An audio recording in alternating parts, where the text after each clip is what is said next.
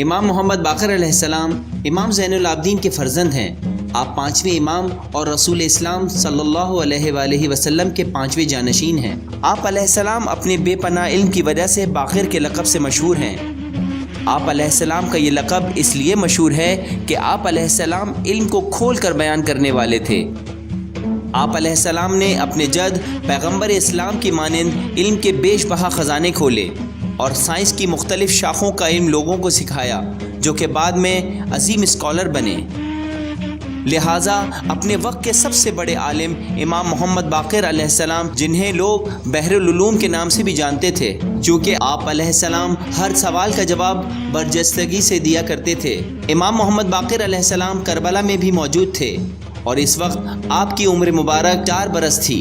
آپ علیہ السلام نے بھی اہل بیت پر ہونے والے مظالم جھیلے اور قید خانے کی سختیاں برداشت کیں۔ امام محمد باقر علیہ السلام عمر بھر مدینہ میں رہے اور آپ علیہ السلام نے مسجد نبوی میں علوم آل محمد کا مدرسہ قائم کیا، جہاں طلاب کی ایک بڑی تعداد آپ کے علم سے فیضیاب ہوتی تھی۔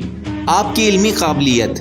آپ علیہ السلام کے دور امامت میں آپ کی علمی قابلیت کے باعث مختلف علوم کو فروغ حاصل ہوا، جن میں علم فلسفہ، علم العقائد، علم قانون اور دیگر دینی علوم سر فہرست ہیں۔ امام زین العابدین علیہ السلام کی شہادت کے وقت بنی امیہ کی خلافت کی بنیادیں کمزور ہو چکی تھیں اور وہ اپنی بقا کی جنگ لڑ رہے تھے۔ امام محمد باقر علیہ السلام نے اس مہلت سے فائدہ اٹھاتے ہوئے دین اسلام کی کھل کر تبلیغ کی اور علوم آل محمد سے دنیا کو روشناس کرایا۔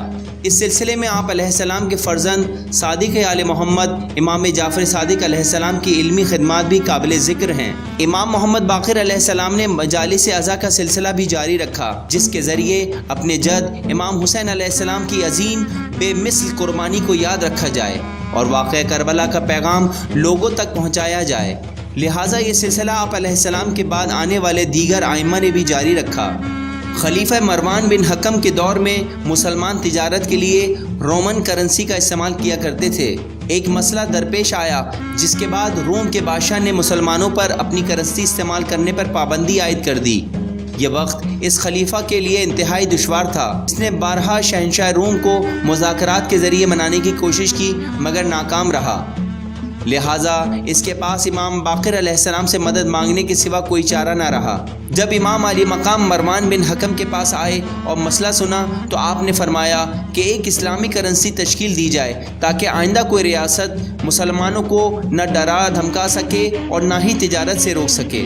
امام علی مقام نے خلیفہ کو یہ بھی بتایا کہ سکے میں سونے اور چاندی کی کتنی مقدار شامل کرنی چاہیے، سکے پر کیا لکھا جائے، اور اس طرح امام علیہ السلام نے مسلم امہ کو ایک عظیم معاشی بحران سے بچا لیا۔ جب نیا خلیفہ اقتدار میں آیا، اسے امام علیہ السلام کی مقبولیت سے شدید خطرہ لاحق ہوا۔ اس نے امام علیہ السلام کو گرفتار کرنے کی کوشش کی اور بعد ازاں امام محمد باقر علیہ السلام کو زہر دلوا کر شہید کر دیا، اور پھر ان کے بیٹے امام جعفر صادق علیہ السلام نے اپنے بابا کو امام زین العابدین اور امام حسن علیہ السلام کے پہلو میں جنت البقیع میں دفن کر دیا۔